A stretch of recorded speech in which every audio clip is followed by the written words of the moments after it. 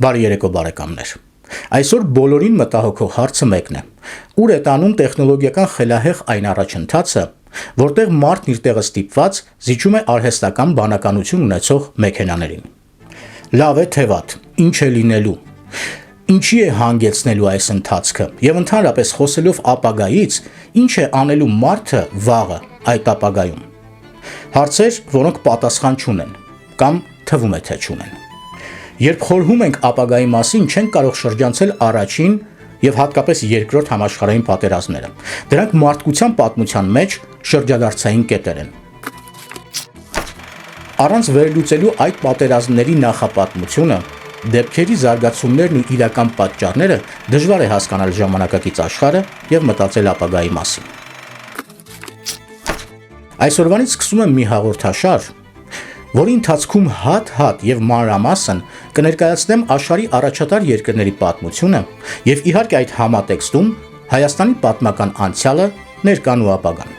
Այն պահին բարեկամներ, երբ կավարտվի այս նախաբանը, մենք ամբողջովին կտեղափոխվենք անցյալ եւ միասին կփորձենք անցնել այն ճանապարհը, որն անցել է մարդկությունը։ Ես Հարություն Մանուկյանն եմ, դուք AMC-ն հայկական հաղորդակցման ցանց YouTube-յան ալիքում եք։ Բաժանորդագրվեք բարեկամներ մեր ալիքին։ Տարածեք, կիսվեք մեր տեսանյութերով ձեր ծանոթների, բարեկամների եւ ընկերների հետ։ Սա կլինի ձեր ամենամեծ օգնություններից մեկը։ Դե գնացինք։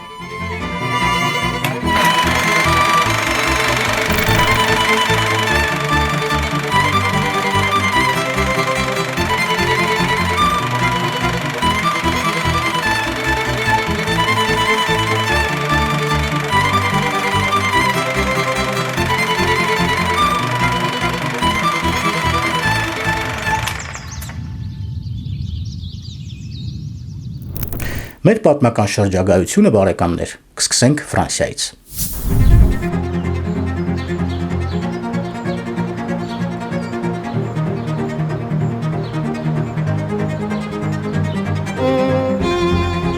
Այսօր դժվար է պատկերացնել Փարիզն առանց Էյֆելյան աշտարակի։ Տպավորություն է, որ այն եղել է միշտ, սակայն Էյֆելյան աշտարակն ընդամենը 137 տարեկան է։ Շահգործման է հանձնվել 1889 թվականին եւ ոչ ոքի մտքով անգամ չէր անցնում, որ այն կմնա ու կդառնա Ֆրանսիայի գլխավոր խորհրդանիշներից մեկը։ Այս ժամանակավոր կառույցն ընդամենը պետք է լիներ 1900 թվականին Փարիզում կայանալիք համաշխարհային արդյունաբերական ցուցահանդեսի մուտքը։ Նախատեսված էր ցուցահանդեսից հետո այն քանդել մնացած տաղավարների հետ միասին։ Ցուցահանդեսին աշխարհի առաջատար երկրները եկել էին ներկայացնելու արդյունաբերական հեղափոխության իրենց նորագույն տեխնոլոգիական նվաճումները։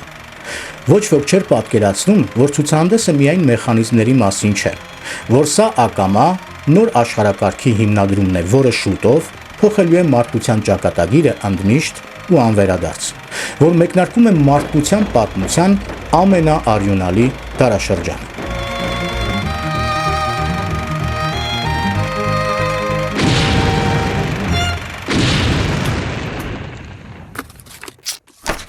Տասնիններորդ դարը արդյունաբերական հեղափոխության երկրորդ ժամանակահատվածն էր։ Ընդամենը մի քանի տասնամյակների ընթացքում եվրոպական առաջատար երկրները, առանձնապես Մեծ Բրիտանիան, Ֆրանսիան եւ մասամբ գերմանական կայսրությունը վերածվեցին ագրարայինից արդյունաբերական զարգացած երկրների, որտեղ բնակչության 75%-ը ապրում եւ աշխատում էր մեծ քաղաքներում։ Առաջատարներից ետ չէին մնում Ամերիկայի Միացյալ Նահանգները, բայց ԱՄՆ-ն Եվրոպայից հեռու էր եւ քաղաքակիրթ աշխարհից կտրված էր օվկիանոսներով։ Այն ժամանակ Հայաստան դեռ չկար։ Պատմական Հայաստանի տարածքը կիսված էր երկու մասի։ Հայերն ապրում էին Օսմանյան եւ Ռուսական կայսրություններում։ Արդյունաբերական հզորությունների եւ նորարարության առումով Ռուսական կայսրությունը զգալի զիջում էր Մեծ Բրիտանիային, Ֆրանսիային, Գերմանական կայսրությանը եւ Ամերիկայի Միացյալ Նահանգներին։ Օսմանյան կայսրությունը համարվում էր բավականին հետամնաց երկիր։ Սա շատ կարևոր պատմական կետ է բարեկամներ, հիշեք, սրան դեռ անդրադառնալու եմ։ Առաջին արդյունաբերական հեղափոխությունը տեղի ունեցել 1760-1840-ական թվականների ընթացքում։ Շատ ժամանակ այս հեղափոխությունն անվանում են գյուղատնտեսական հեղափոխություն, որը սկիզբ է առել Բրիտանիայում։ Այդ ժամանակ հայտնաբերվում են գոլորշային շարժիչը, մեխանիկական հաստոցները, տեքստիլ մեքենաները, երկաթուղին, ածուխն ու երկաթը, ինչը կտրուկ փոխում է մարդկանց կենցաղը։ Երկրորդ արդյունաբերական հեղափոխությունը տեղի է ունեցել 1870-1914 թվականներին։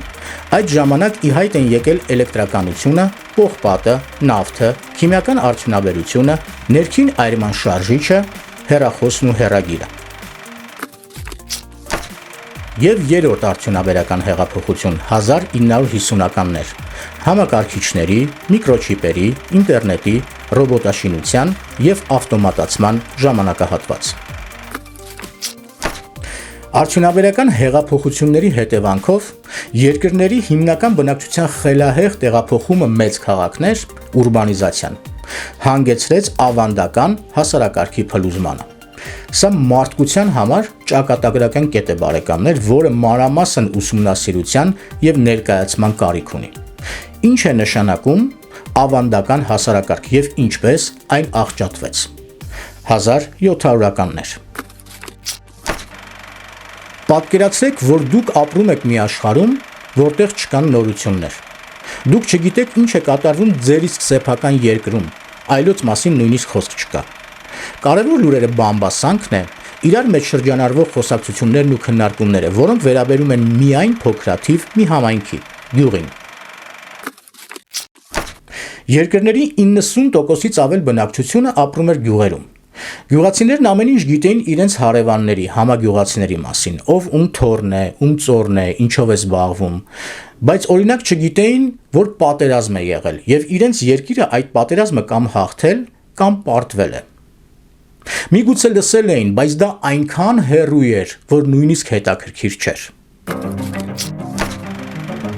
Գյուղական հասարակությունը ապրում էր փակ շրջափուլում։ Առաջընթացի, ապագայի մասին մտածելու կարիք չկար։ Կյանքի փակ շրջափուլ, որտեղ գարունը ցանում էին, ամռանը խնամում և աճեցնում, աշնանը բերքահավաք էին անում, իսկ ձմռանը պատրաստում էին գարնան գալուն։ Մարդիկ ծնվում և մահանում էին հող մշակելով, փայտահատ, խեցեգործ, կաշվեգործ, քարագործ, գինեգործ աշխատելով։ Ընդ որում հողագործի որդին դժվար թե դարբին դառնար, քանի որ դարբինն էլ զավակներ ուներ։ Սրա հետ մեկտեղ գյուղացին ժամանակ չուներ, գյուղացին անդադար աշխատում էր։ Ժամանակ չուներ զբաղվել այլ բաներով, օրինակ կրթությամբ, բոլորը անգրագետ էին, կարդալ գրել չգիտեին, գրագետ լինելու կարիք չկար, գյուղում ծնված, ապրած ու մահացած։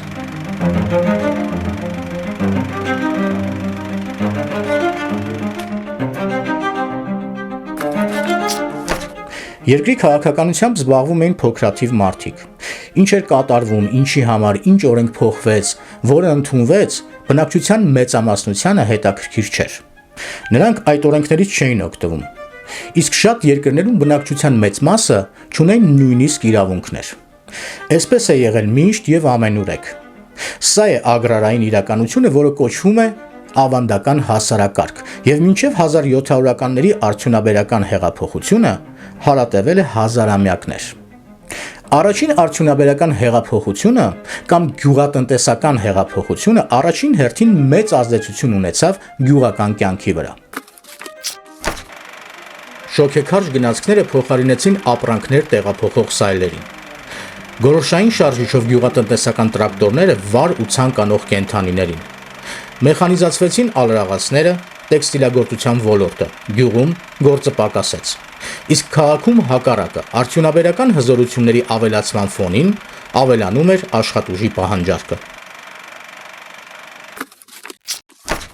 Աշխատանք գտնելու հույսով գյուղացին ստիպված տեղափոխվեց քաղաք, ստիպված կրթվեց։ Որոշներին հաջողվեց, որոշներին ոչ։ Գյուղացին, որն այլևս քաղաքացի էր, սկսեց ներկայացնել քաղաքական պահանջներ, բարձրաձայնել իր իրավունքների մասին։ Մինչդեռ մոնարխները համոզված էին իրենց աստվածաշնորհ գոյությամբ, հասարակ քաղաքացիների մոտ բնական հարց էր առաջանում. ինչ իրավունքով։ Ձևավորվեցին ավելի լայն և բևեռացված սոցիալական շերտեր, չափազանց հարուստներ և աղքատներ, սկսեց աճել հասարակական դժգոհությունը։ Սրա հետ մեկտեղ քաղաքներում կտրուկ ավելացավ հանցագործությունների թիվը։ Այն գյուղացիները, որոնք չէին կարողանում գտնել աշխատանք, սկսեցին զբաղվել գողությամբ, ավազակային հարձակումներով, կողոպուտով եւ մարդասպանությամբ։ 19-րդ դարի վերջին փոխվել էր արդեն ընդհանուր համաշխարհային հասարակարգը, բայց պետական համակարգը մնում էր նույնը, այնպես ինչպես օրինակ 200 տարի առաջ։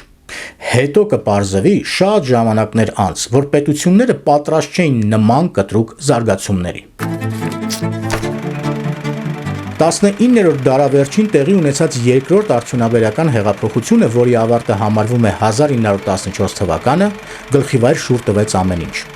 Էլեկտրականության հայտնաբերումը, պողպատը, նավթը, քիմիական արդյունաբերությունը, ներքին այրման շարժիչը, հոսքագծերի ներդրումը բազմահազար մարդկանց թողեցին անգործ։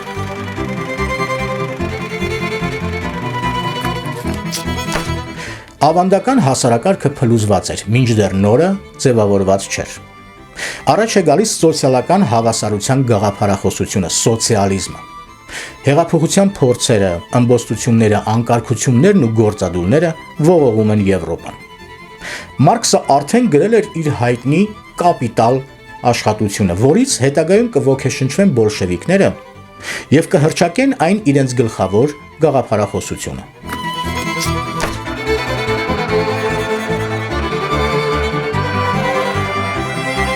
Գլուխ էին բարձրացրել ազգայնական տրամադրությունները, կազմավորվել էին բազմաթիվ ընդհատակյա ընդդիմադիր միավորումներ։ Մի խոսքով Եվրոպան եռում էր, Եվրոպան պատրաստվում էր պայթյունի։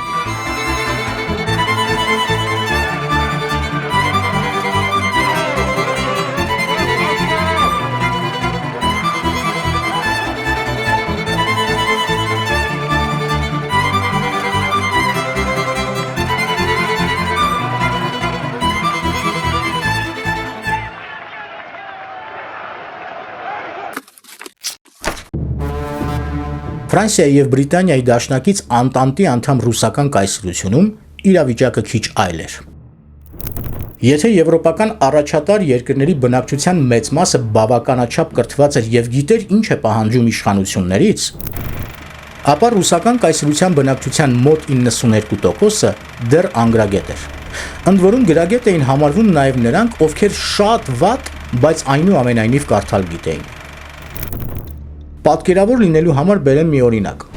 Ռուսական կայսրության ամենահայտնի Սավրիմեննիկ ամսագրում էին տպագրվում ռուսական գրականության ոսկե սերնդի ներկայացուցիչներ, ինչպիսիք են Գոգոլը, Տյուտչևը, Պուշկինը, Տուրգենևը, Դոստոևսկին, Տոլստոյը եւ այլն եւ այլն։ Սավրիմեննիկ ամսագիրը տպագրվում էր ընդամենը 700 օրինակով։ Այդ ամսագիրը չէր վաճառվում, շատ թանկ էր։ Փոխարենը հրատարակչությունը այն բաժանում էր գրադարաններին։ Մարդիկ կարող էին ծանոթանալ ռուս գրականության մեծերի ստեղծագործություններին միայն այցելելով գրադարաններ։ Այլ տարբերակ չկար։ Գրքեր կային իհարկե, բայց դրանք շատ թանկ էին եւ հասու չէին հասարակ մարդկանց։ Եթե բազմապատկենք ամեն մի ամսագիրը 100 ընթերցողով, շատ ուռճացված թիվ եմ ասում, ապա կստանանք ընդամենը 70,000 մարդ, 70,000 ընթերցող։ 125 միլիոն բնակչություն ունեցող կայսրությունում ընդամենը 70,000-ն էին կարդում գեղարվեստական եւ գիտական գրքեր, եւ դեռ պարզ չէ հասկանում էին ամբողջությամբ բովանդակությունը, թե ոչ։ Այս իրավիճակն էր ռուսական կայսրության մեծ քաղաքներում՝ Սանտ Պետերբուրգում, Մոսկվայում։ Պատկերացրեք ինչ էր կատարվում կայսրության ծայրամասերում, օրինակ Թիֆլիսում, որտեղ կենտրոնացած էր այն ժամանակվա հայ մտավոր միտքը։ Ռաֆի, Մուրացան, Պերճպրոշյան, Նարդոս, Ավետիք Իսահակյան, Ղազարոս Աղայան, Լևոն Շանթ, Դերենիկ Դեմիրճյան, Գաբրիել Սունդուկյան, Հովանես Թումանյան ու էլի շատ հայ գրողների գրքեր այդ ժամանակ հրատարակվել են ամենաշատը 1200 տպաքանակով։ Մարդկանց հասու չէր օգտակար գրականությունը, ել չեմ խոսում իրական Հայաստանի մասին, այնտեղ տիրում էր թշվառությունը։ Բնակչության մեծ մասը մնում էր անգրագետ եւ աշխարհից կտրված։ Ինչ եմ ուզում ասել, բարեկամներ, որ ռուսական կայսրությունը պատրաստ չէր այն ամենին, ինչը դեռ պետք է տեղի ունենար։ Ավելին, ռուսական կայսրությունը ապրում էր իր պատմության ընթացքում դժվարագույն ժամանակահատվածներից մեկը, բայց միաժամանակ համարվում էր հզորագույն կայսրություն, որը դանդաղ գնում էր դեպի կործանման։ Գրագիտության առումով Օսմանյան կայսրությունը զիջում էր գրեթե բոլորին։ Գրագետ էր բնակչության ընդամենը 3%-ը։ Ժամանակակից մարդու տեսանկյունից դժվար է պատկերացնել ինչ է նշանակում ապրել մի հասարակությունում, մի հասարակարգում, որտեղ 90%-ից ավելին գրել ու կարդալ չգիտեն։ Շատերը նույնիսկ չեն պատկերացնում, թե ինչպես ժողովրդի գրագիտությունը կամ անգրագիտությունը կարող է ազդել երկրում ընթացող պրոցեսների վրա։ Իսկ ինչ եք կարծում բարեկամներ, ինչ կարող է անել իր իրավունքներից անտեղյակ, աշխատանք չունեցող, սոված, երկրի կարգ ու կանոնից դժգոհ գազազած ու անգրագետ մարդը, ինչի է նա ընդունակ, որպեսզի փոխի իր կյանքը կամ բարելավի այն։ Ոչինչի, բացի ինքնիրավչություն եւ ուժ կիրառելուց։ Միայն առիթ է պետք, եւ այդ առիթը դեռ կլինի։ Ընդհանուր համաշխարհային լարվածության ֆոնին իրավիճակն էլ ավելի էր բարդացնում մեկ այլ խնդիր՝ զինվորականների իշխանությունը։ 20-րդ դարի սկզբին Եվրոպայի ամբողջ իշխանությունը մոնարխների եւ զինվորականների ձեռքում էր։ Չկար որևէ եվրոպական երկիր, որի ղեկավարը կամ զինվորական կամ կայսր չէր, իսկ շատ դեպքերում երկուսը միասին։ Եթե դու ուղն ու ծուծով պապենական, այսպես ասած, զինվորական ես, իսկ մեծամասնությունը այդպիսին է եղել, ապա ցանկացած խնդրի լուծումը մեկն է՝ ռազմականը, պատերազմ։ Երկիրդ կանգնած է ճգնաժամի առջև, պետք է լուծել տնտեսական, սոցիալական, ներքին եւ արտաքին քաղաքական հարցեր, խնդիրներ, բայց լուծում չկա։ Ինչն է մնում՝ պատերազմը։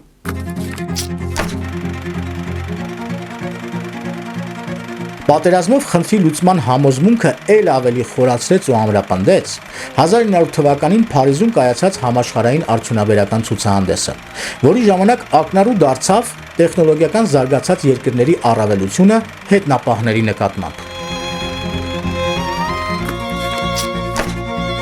Իտալիան, Օսմանյան եւ ռուսական կայսրությունները, Բուլղարիան, Ռումինիան, Սերբիան, Ալբանիան, Հունաստանը, Պորտուգալիան, Իսպանիան, Ավստրո-Հունգարիան, մի խոսքով բոլոր եվրոպական երկրները զգալի զիջում էին Մեծ Բրիտանիային, Ֆրանսիային եւ գերմանական կայսրությանը։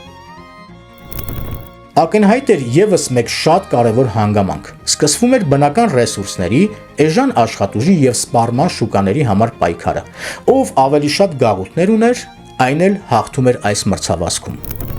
Ու այստեղ առաջ է գալիս գերմանական կայսրությունը, որը գաղութների քանակով զիջում էր զարգացած Բրիտանիային եւ Ֆրանսիային։ Հայտարարում է մեծագույն կայսրություն դառնալու իր հավակնության մասին, պահանջում է ավելի լայն իրավասություններ մեծ գաղութատիրական Բրիտանիայից ու Ֆրանսիայից։ Հենց այս կետից սկսվում է մի քաոսային ընթացք, որի հետևանքը կլինի առաջին համաշխարհային պատերազմը։ Իմ թողարկումներից մեկում արդեն պատմել եմ բարեկամներ առաջին համաշխարհային պատերազմի մասին։ Հղումը հիմա կհայտնվի վերևում։ Դիտեք բարեկամներ այդ թողարկումը եւ այս հաղորդաշարը ավելի պարզ ու հասկանալի կդառնա։ Դիտեք եւ մի մոռացեք բարեկամներ ֆինանսապես աջակցել մեզ։ Ձեր ֆինանսական նվիրատվությունները կարող եք ուղղել տարբեր առցանց հարթակների միջոցով։ Կարող եք բաժանորդագրվել մեր Patreon-ին կամ անել հասարակ բանկային փոխանցում։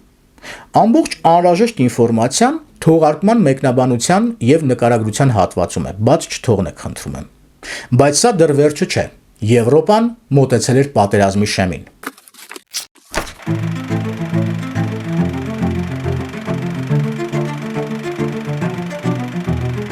Քսաներորդ դարի սկզբին աշխարհը մտնում էր նոր դարաշրջան, որը մարդիկ անվանում էին առաջընթացի դար։ Գործարանները ծխում էին, քաղաքները փայլում էին էլեկտրական լույսերից, գիտությունն ու տեխնոլոգիաները զարգանում էին աներևակայելի արագությամբ։ Թվում էր մարդկությունը վերջապես գտել է բարեկեցության բանաձևը եւ շարժվում էր դեպի լուսավոր ապագա։ Բայց իրականում այդ փայլող քաղաքների խորքում արդեն հասունանում էր աղետը։ Միլիոնավոր մարդիկ կորցրել էին իրենց նախկին աշխարհը, իսկ նորը դեռ չէր ընդունել նրանց։ Կայսրությունները զինվում էին, ազգերը լցվում էին ատելությամբ, քաղաքները եռում էին աղքատությունից, անարդարությունից եւ զայրույթից։ Բոլորը խոսում էին առաջընթացից, բայց ոչ ոք չէր պատկերացնում, որ նույն այդ առաջընթացը շուտով վերածվելու է մարդկության պատմության ամենասարսափելի զենքի։ Աշխարհը գնում էր դեպի պատերազմ։ Պատերազմ, որը ոչ միայն փոխելու էր պետությունների սահմանները, կործանելու եւ խեղաթյուրելու էր միլիոնավոր մարդկանց կյանքեր, այլ փլուզելու էր այն հասարակարգը, այն աշխարհը, որում ձևավորվել էր մարդկությունը։ Սա միայն պատմություն չէ, սա այն ճանապարհն է, որով անցել ենք բոլորս։ Եվ հիմա նորից վերադառնում ենք այն կետին, որտեղից ամեն ինչ սկսվել էր։ Հիմա նոր տեխնոլոգիական հեղափոխության ընթացքն է։ Ու դեռ պարզ չէ, ինչ է լինելու։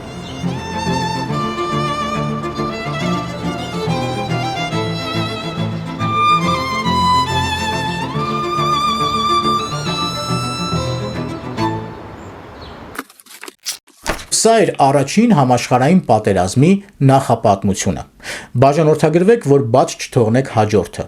Ես Հարություն Մանուկյանն եմ, դուք բարեկամներ AMCN հայկական հաղորդակցման ցանց YouTube-յան ալիքում եք։ Մինչ նոր հանդիպում։